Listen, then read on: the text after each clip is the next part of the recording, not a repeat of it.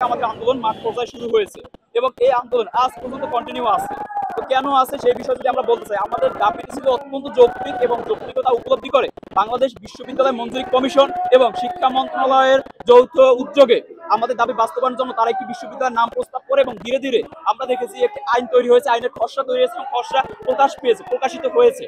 কিন্তু খসড়া প্রকাশিত হওয়ার সাথে সাথে আমাদের ক্যাম্পাসে বিভিন্ন মহল এটা পক্ষে বিপক্ষে যুক্তি দিয়েছে। যারা পক্ষে দিয়েছে তাদেরকে আমরা সাধুবাদ জানিয়েছি, যারা বিপক্ষে দিয়েছে তাদেরকে আমরা সাধুবাদ জানিয়েছি। আমরা চাই আমাদের 7 কলেজে অধ্যয়নরত 1.5 লক্ষ শিক্ষার্থীর চূড়ান্ত মুক্তি, এবং চূড়ান্ত মুক্তির একমাত্র পথ হচ্ছে ঢাকা সেন্ট্রাল ইউনিভার্সিটির অধ্যাদেশ জারি। কিন্তু আমরা বিভিন্ন সময়ে দেখেছি আমাদেরকে নিয়ে সরকারের যে কোনো সিদ্ধান্ত নিতে কালক্ষেপণ ও গড়িমসি লক্ষ্য করেছি, এবং এর পিছনে রয়েছে একটি অদৃশ্য শিক্ষা সিন্ডিকেট। এই শিক্ষা সিন্ডিকেট ধীরে ধীরে আমাদের চোখে স্পষ্ট হয়েছে কারা আমাদের বিরুদ্ধে কাজ করতেছে বা অলরেডি কারা আমাদের বিরুদ্ধে কাজ করেছে। তো আমি যদি আপনাদেরকে একটু ক্লিয়ার করতে চাই, এই কালক্ষেপণের বিষয়ে আমাদের এখানে একটি মহল জড়িয়ে আছে। অধ্যাদেশ জারির পরে তারা মাঠেও নেমেছে আমাদের অধ্যাদেশকে বন্ডুল করার জন্য।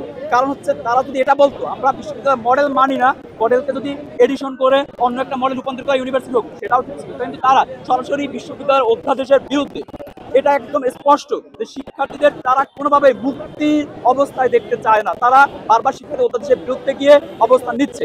তো আমি যদি আপনাদেরকে বলতে চাই, গত 9 তারিখ পর্যন্ত তারা বিভিন্ন অংশীজনের মতামত দিয়েছে শিক্ষা মন্ত্রণালয়, এবং আমরা বিভিন্ন সময় দেখেছি আমাদের সকল সিদ্ধান্ত নিতে যেহেতু কালক্ষেপণ ও গড়িমসি লক্ষ্য করেছি। তো অতএব আমরা চাচ্ছি 9 তারিখ পর্যন্ত অংশীজনের যে মতামত শিক্ষা মন্ত্রণালয় ওয়েবসাইটে জমা হয়েছে সেটি অতি দ্রুত প্রক্রিয়াকরণ শেষ করে অধ্যাদেশ জারি করে, এবং সেই কাজটি যত দ্রুত হবে এবং যত দ্রুততার সাথে করবে তার একটি স্পষ্ট রোডম্যাপ আজকে আমরা এখানে চাইতে এসেছি।